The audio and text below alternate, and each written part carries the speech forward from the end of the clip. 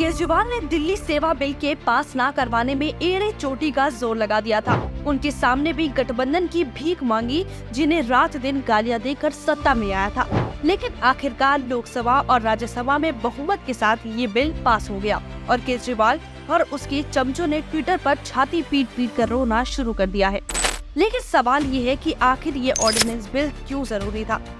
11 मई को जैसे ही केजरीवाल को सुप्रीम कोर्ट से ट्रांसफर पोस्टिंग की पावर मिली, उसने तुरंत शराब घोटाला और शीश महल की जांच करने वाले विजिलेंस अधिकारी का ट्रांसफर कर दिया। 15 मई को दिल्ली सरकार ने सभी अधिकारियों को आदेश भी दे दिया कि कोई भी विजिलेंस अधिकारी को रिपोर्ट नहीं करेगा और उन पर भ्रष्टाचार और वसूली कर झूठा और बेबुनियाद आरोप लगाया। 16 मई को विजिलेंस अधिकारी ने खुलासा किया कि दिल्ली सचिवालय के जिस कमरे में शराब घोटाला और शीश महल जैसे तमाम घोटालों की फाइल्स थी, वहाँ कुछ अधिकारियों ने आधी रात में चोरी छिपे फाइल की हेराफेरी की है। यानी केजरीवाल ने मनमानी तो की ही, साथ ही अपने पापों पर पर्दा डालने की कोशिश भी की।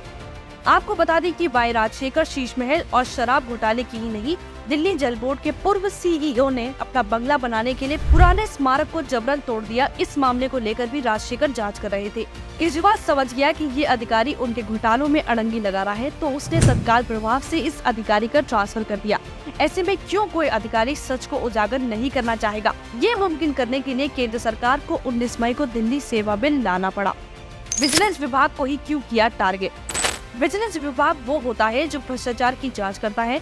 ऐसी ही कई फाइलें विजिलेंस विभाग के पास थी, जिसमें शीश महल की फाइल और शराब घोटाले की फाइल थी।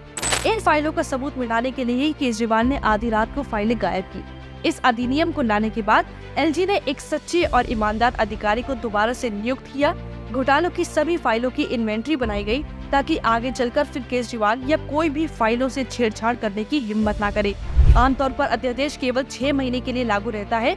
उसके बाद केजरीवाल को छूट मिल जाती अपने खिलाफ सारे सबूत गायब करने की। यही कारण है कि इस अध्यादेश को बिल में बदल दिया गया। इससे आप ये इतने बौखला गए कि राज्यसभा में फर्जी साइन तक ले आए। सोचिए, अपने पापों को छिपाने के लिए किस हद तक गिरने के लिए तैयार है या आप ये। क्या फायदा ऐसी IIT डिग्री का, जिसका इस्तेमाल ही केवल बेईमानी और घोटालों को छिपाने के लिए किया जाए।